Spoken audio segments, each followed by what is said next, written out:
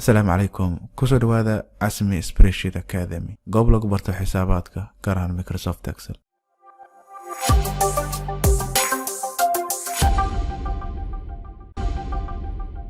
fadlan walaal haddii ay tahay xilli salaad marka hore tuko salaada. isku salaad wanaagsan kusoo dhawaada casharkii lixaad ee casharadani taxana ahay. waxaan ku qaadan doonaa qaabka loo soo geliyo waxa la yiraahdo column. salaam hada daatadan aan qornay ama xogtan halka aan ku qornay waxaan u baahanaa inaan soo gelino column kaleeto oo u dhaxeeya rate-ka iyo date-ka u dhaxeeya aan soo gelino. soo marka qaabkan u sameyn karnaa waa su'aal iimaan karta. sidoo kale waxaan rabnaa inaan halkan shaarka iyo qamiiska inta u dhaxeeya aan soo gelino row kaleeto. marka qaabkan soo geli karnaa qaybtu waxay tahay inaan highlight saarno columnkaas halkaan aan soo gelino salaam waayo Canada waxa ku dhufanaysaa columnkaas ida ku dhufato highlight ayuu wada saaraya. kadib waxaad taabanaysaa ama aad right click dhigi kartaa.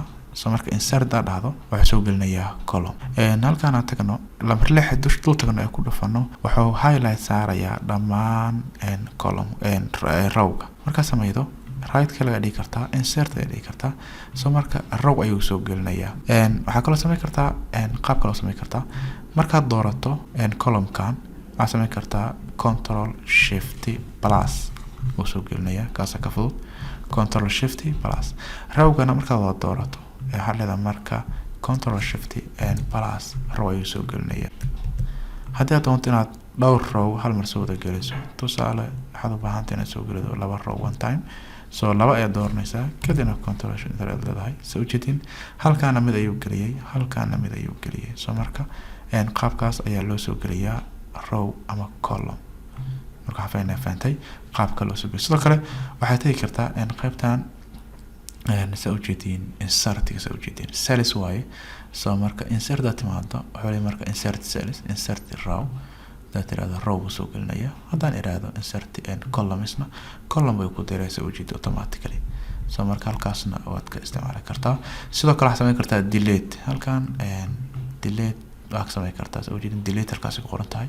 haddaad hoos taabato tirada delete rowgaas waa delete may sida u soo celinaysa marka waa control set action-ka hadda aan sameeyay ka laabo marka hadaan ka laabana meesha hore ayaan ku laabahaynaa.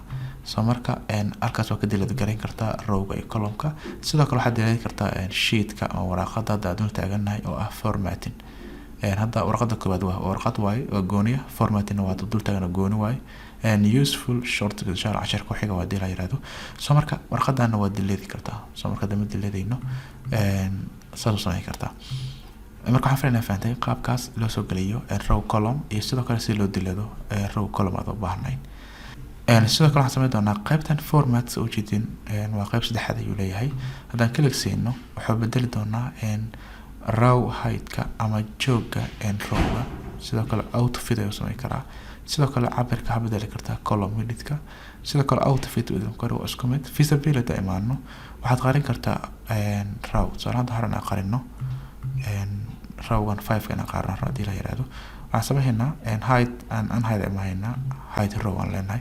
soo marka halkaas hal row ayaa qarsan waxaad ku dareemi kartaa markaad fiiriyo tiradan 1 2 3 4 6 ayuu ku qoray marka 5 ayaa maqan. soo marka halkaas waxba ku qarsan hadda ku laaban meeshii aan iraahdo height and unheight soo jeedin unheight rows na iraahdo all inas marka hore select saaro way. soo marka meesha aan rabo inaan waxba aan ka qaadno ayaan select wada saaraya. kadib waxaan leeyahay marka visibility tagaya height and unheight kadib waxaan leeyahay marka unheight rows. soo jeedin hadda ma qarsoona oo banaanka ayuu imaaday. soo marka waa qari kartaa. sidoo kale waxaad qari kartaa column ayaa sidoo kale ku sameey kartaa. soo jeedin hadda row ayaan qarinay column waa qari kartaa waa isla mid. soo jeedin unheight rows iyo unheight columns. soo marka waxaan faahfaahintay qaabka uu shaqeeyaan. sidoo kale waxaad qarin kartaa waraqad ama sheet ayaad qarin kartaa ayadana waa sameey kartaa. sidoo kale halkaas oo jeedin organize ayaa ku qoran rename the sheet hadda ku dhufto waraqadan magaceeda inaan bedelo ayuu iga rabaa. soo marka taa ma sameynayo horena ayuu bedelo magaca lagu sameeyay. qaabka loo bedelana hore ayaa idin soo baray oo double click da ku siido magaca waa ku qori kartaa magac kale oo bedeli kartaa.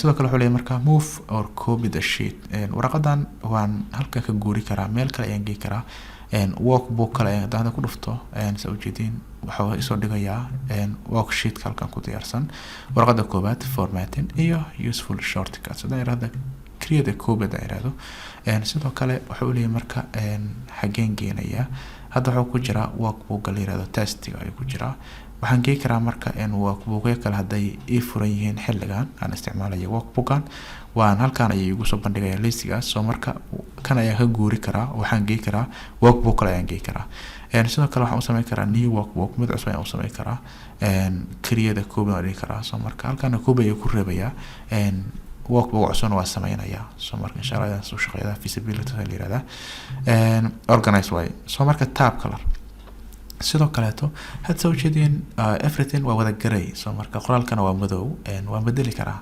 coloraasan bedeli karaa iyo background koodaba soo marka dad background ka dhigo soo jeedin waa isbedelay dad tago hadaan ka dhigo sana orange aan ka dhigo aan tago useful shortcuts soo jeedin formatting wuxuu noqday orange background orange ayuu noqday soo marka formatkaasna waad bedeli kartaa waxa fiican fahamtay sidoo kale waxa warqada ku sameey kartaa qaybtan protectionka warqada ay password ku xiri kartaa sidoo kale waxa loo garan kartaa cells ama range cells ay ku sameey kartaa xiriirada log sidoo kale format cells wuxuu gelayaa qaybtan soo jeedin control 1 waa ka tagi kartaa sidoo kale qaybtan waa ka tagi kartaa number formatting marka waxa fiican fahamtay qaabkaas u shaqeeyaan formatkaas